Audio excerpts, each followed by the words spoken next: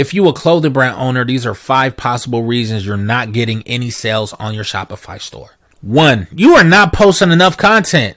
1 post every month, dog? Come on now, be real with yourself. We need videos. We need different types of videos too. At that, you need to be posting 3 to 5 a day, especially if you're getting 0 sales. Let's be real. Number 2, your product descriptions is trash.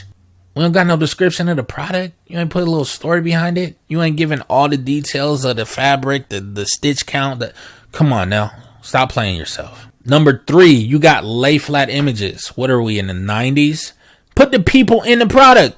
People want to see people in a product, especially if they don't know who you are. Common sense, dog. Number 4, you don't have anybody in your clothes as social proof that other people want to be in your clothes. Because if I'm a new buyer and I'm looking at a website and I don't see nobody rocking your stuff, then why am I gonna rock your stuff? You feel me? You might be a scam. I don't know. Number 5, they don't trust your ass. You got serif sans and 10 different fonts.